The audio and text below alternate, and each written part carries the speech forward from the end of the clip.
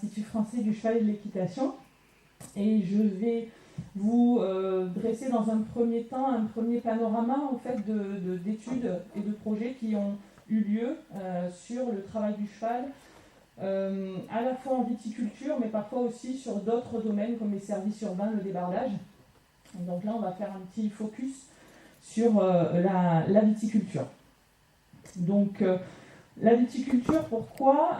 Parce qu'on a observé, et notamment nous qui sommes en contact avec des professionnels du cheval, on a observé via ces professionnels qu'il y avait une nouvelle dynamique du travail du cheval dans les vignes, pour plusieurs raisons.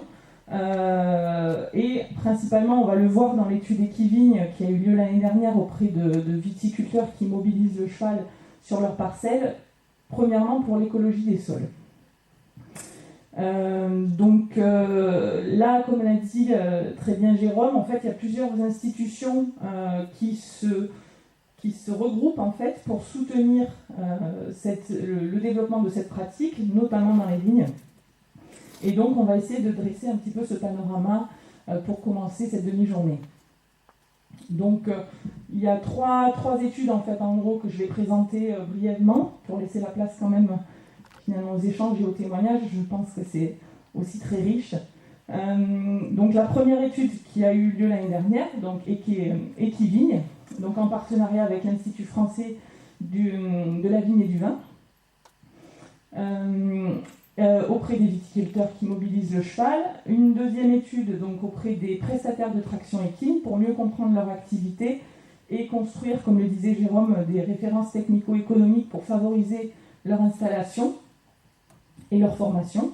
Et enfin, un projet qui va démarrer cette année, toujours en partenariat avec l'Institut français de la vigne et du vin, qui aura pour objectif de mieux caractériser les itinéraires techniques qui introduisent le cheval pour l'entretien des sols en viticulture. Donc la première étude Equivigne s'est déroulée en deux phases. Une première phase quantitative. Donc on a recensé près de 300 viticulteurs au niveau national qui mobilisent ou qui ont mobilisé le cheval sur leur parcelle. On leur a envoyé donc par internet un petit questionnaire pour mieux les connaître. C'était un petit peu l'objectif. Et donc on a eu 32% de la population recensée. Alors c'est que recensé, on a fait des recherches sur internet, on a bénéficié de bases de données de précédentes études qui avaient été réalisées au niveau local. Donc ce n'est pas exhaustif. Les 300, il y en a sûrement plus. Donc 32% de cette population recensée qui a répondu, ce qui est plutôt un bon taux de réponse par rapport à ce type d'études sur Internet. Ensuite, on a eu une enquête plus qualitative où on a rappelé les personnes qui étaient d'accord pour passer un peu plus de temps avec nous pour échanger sur leurs besoins, sur leurs attentes, sur leurs projets futurs. Et là, on a eu 36 répondants liés à des entretiens téléphoniques donc, de 30 à 45 minutes. Je vais vous dresser rapidement les principaux résultats pour identifier un peu mieux qui sont ces viticulteurs. Donc majoritairement, ces viticulteurs ont recours en fait à des prestataires, c'est-à-dire qu'ils n'ont pour 30% d'entre eux, ils internalisent, c'est-à-dire qu'ils ont leurs propres chevaux, mais pour 63% d'entre eux, donc ils passent par des prestataires. Et 7% ont à la fois leurs propres chevaux et font appel ponctuellement à des prestataires dans des périodes un petit peu intenses de travail. Deuxièmement, donc les domaines qui mobilisent le cheval sont majoritairement certifiés en agriculture biologique. Dans la population qui a répondu à l'étude, 68% étaient certifiés agriculture bio. Quand vous voyez sur le côté, ça c'est au niveau national, 8% des domaines sont certifiés bio. Donc dans la population qui mobilise le cheval sur ces parcelles, on a plus de personnes qui sont certifiées en bio, puis ensuite en biodynamie, donc avec le Déméter qui arrive en deuxième position. Donc après, on retrouve haute valeur environnementale, des domaines qui sont en conversion et 14% qui sont sans certification.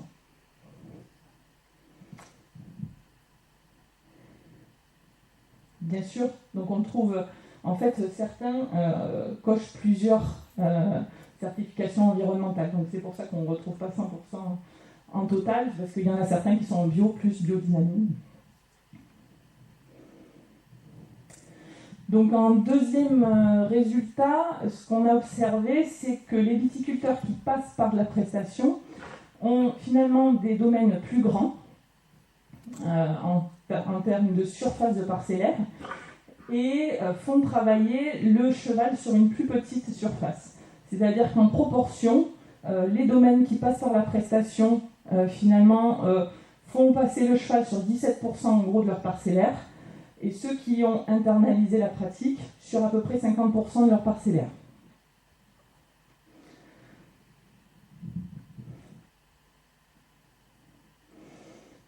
Troisième résultat, donc comme je le disais au début, donc leur motivation pour intégrer la traction équine dans le domaine, c'est d'abord l'écologie des sols.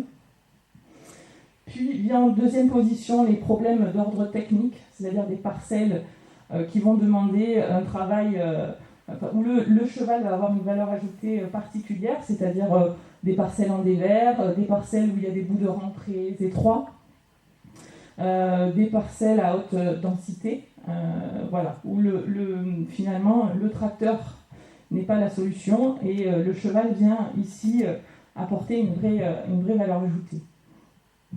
Et en troisième position, la passion pour le cheval. La valorisation économique n'arrive qu'en dernière position. Finalement, ce n'est pas la motivation principale et on le voit, en fait, d'autres questions ont été posées sur cet aspect économie, c'est-à-dire est-ce qu'ils augmentent en fait le prix des bouteilles qui viendraient des parcelles travaillées au cheval, et finalement non. C'est pas, je crois que seules 11 personnes appliquent un tarif supérieur sur la totalité des répondants.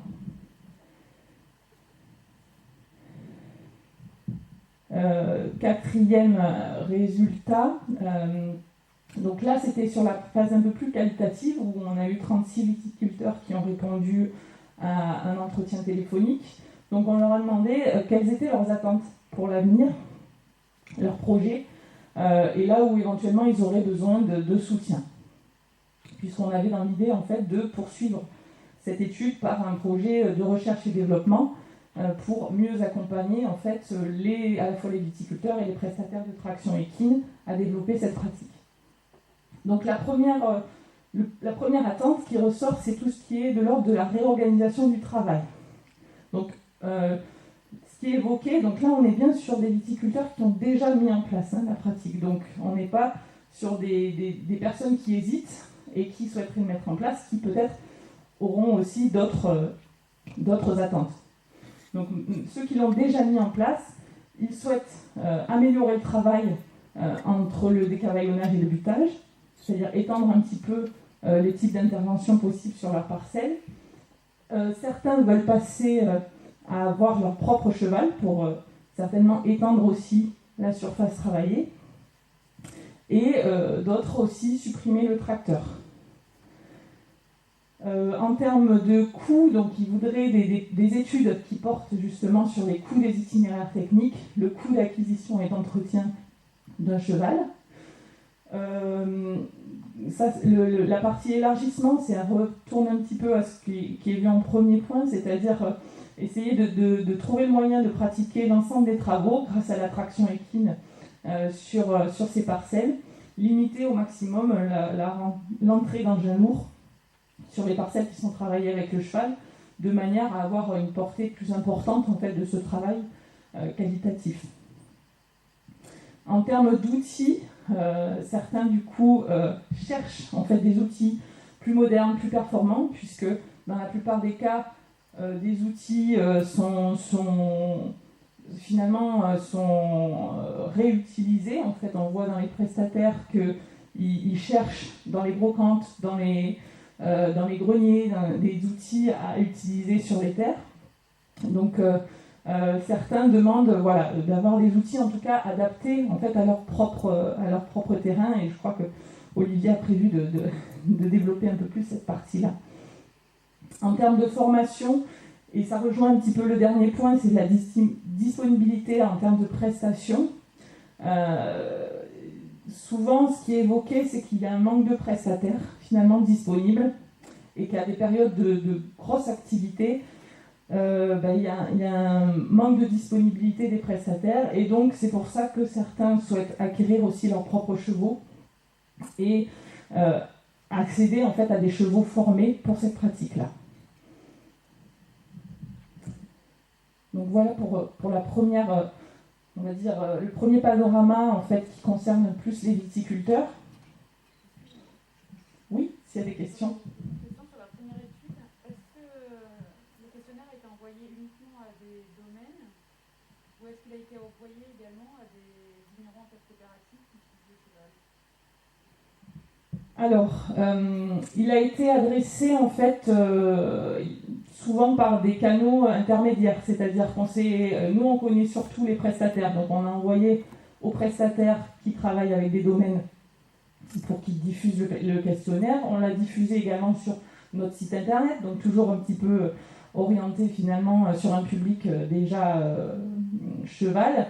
Et ensuite, l'Institut de la Vigne et du Vin a aussi fait une diffusion auprès de tous ces partenaires locaux. Donc je pense que ça a été diffusé largement. Alors après, individuellement, je ne sais pas si tout le monde l'a reçu.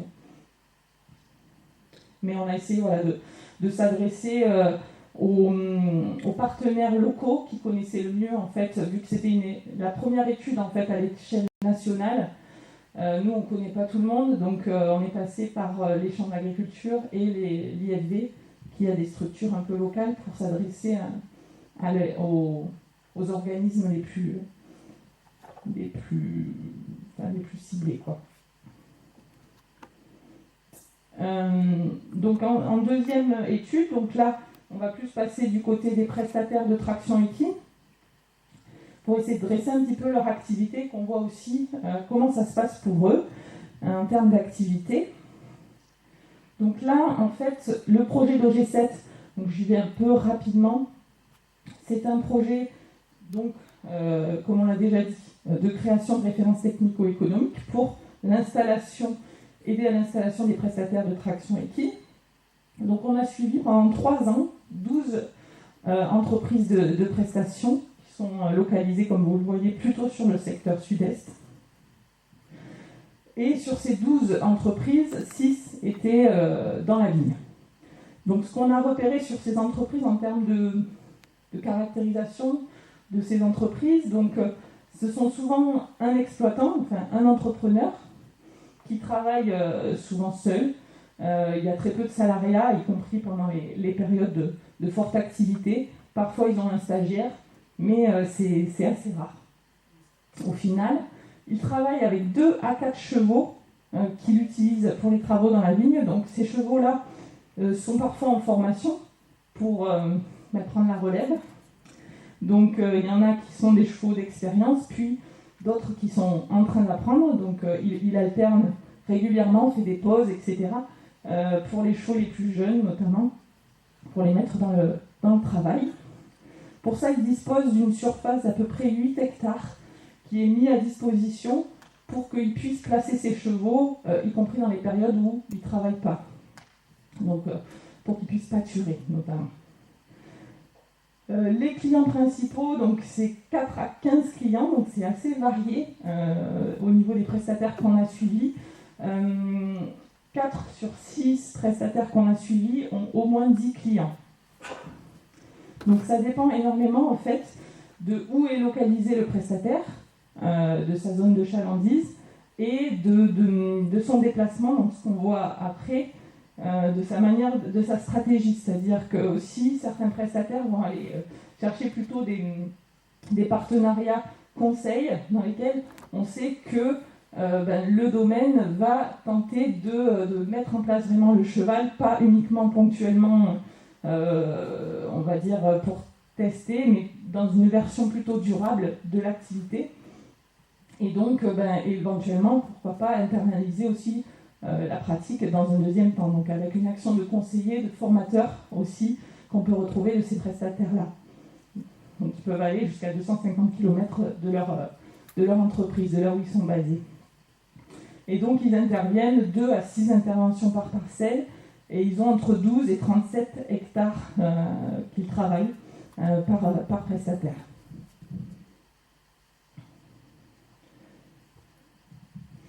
En termes d'économie, donc c'est un des seuls systèmes, on appelle ça système, c'est les entreprises en fait qui travaillent dans la vigne. On a d'autres systèmes qui travaillent plutôt dans la forêt, ou d'autres plutôt dans les services urbains, comme je le disais. Dans le système vigne, en fait, c'est un des systèmes où les entreprises, finalement, tirent leur chiffre d'affaires de manière principale de la vigne. C'est-à-dire qu'ils n'ont pas besoin de beaucoup se diversifier. D'ailleurs, ils ont besoin, il faut qu'ils passent suffisamment de temps sur cette activité-là. Et en termes de produits brut total, c'est ceux qui se dégagent une marge un peu plus intéressante par rapport aux autres systèmes de prestations équines. Mais on voit qu'au final, ils arrivent quand même, en termes d'excédent brut d'exploitation par unité de main-d'œuvre, à 15 000 €. C'est-à-dire que leur montant disponible est de 15 000 € par an. Donc ce qui n'est pas non plus énorme, mais ce sont des systèmes quand même économes, c'est-à-dire qu'ils ont peu d'infrastructures. Principalement, du coup, ils doivent héberger leurs chevaux et acheter du matériel pour travailler. Mais les principales charges, finalement, c'est du carburant et du matériel et l'alimentation, bien sûr, de leurs chevaux. Donc c'est assez intéressant par rapport à d'autres entreprises de prestations qui ont plus de mal à dégager, finalement, un chiffre d'affaires intéressant. Donc les tarifs observés sont très variables également. Donc là, on est sur des tarifs à l'heure en termes d'entretien de parcelle, c'est-à-dire que c'est une action régulière sur la même parcelle, entre 65 et 76 € de l'heure, qu'on a observé sur ces 6 prestataires. Et en termes de remise en état, c'est-à-dire qu'on va intervenir sur une parcelle qui n'a jamais été travaillée au cheval, mais plutôt travaillée au tracteur, voire qui avait des produits chimiques plutôt en conversion, on va dire, une parcelle en conversion, on est sur du 96 € de l'heure. Et à l'hectare, du coup, ça peut varier en fonction du type d'intervention, entre 250 à 950 € à l'hectare. Donc, comme le disait Jérôme, ce projet-là se poursuit maintenant avec une équipe de conseillers de chambre d'agriculture de l'Institut français du cheval et de l'équitation, mais également donc Jérôme qui en fait partie aussi, les ingénieurs du réseau équin qui continuent en fait à suivre ces entreprises et de manière élargie, c'est-à-dire que du coup ce sera plus seulement sur le sud-est, mais également sur d'autres zones pour voir s'il y a des particularités en termes de travail.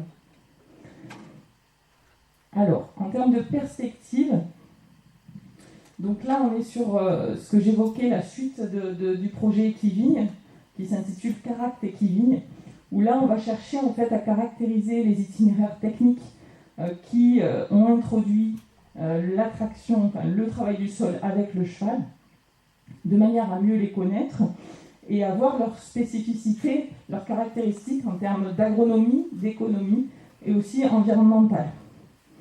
Donc pour ça, on va réaliser des mesures à la fois sur le sol, sur la vigne, mais également sur le couple meneur-cheval, en termes d'efforts, en fonction de quelle intervention, en fonction de l'intervention, du type de parcelle, de ses caractéristiques. Quel est l'effort donné par ce couple meneur-cheval.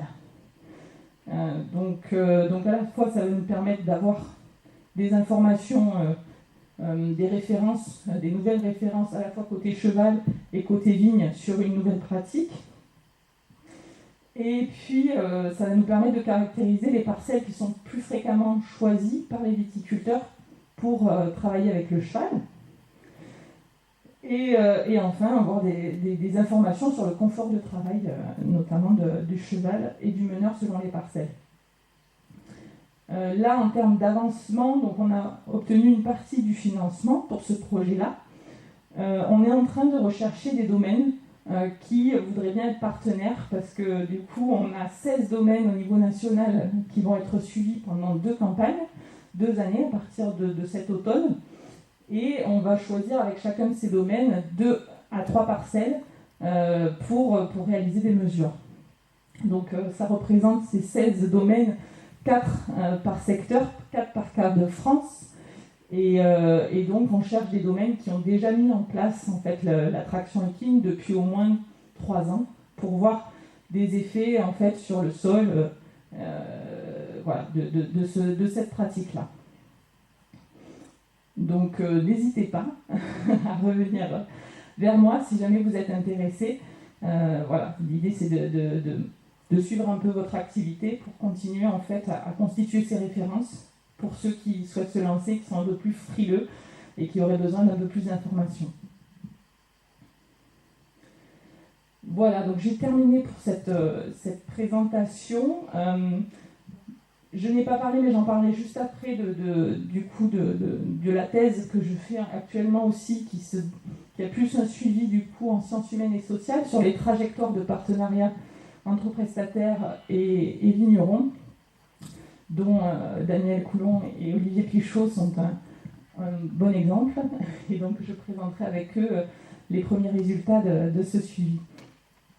Et donc vous trouverez sur notre site internet l'ensemble des plaquettes qui sont aujourd'hui disponibles sur les projets que je viens de présenter.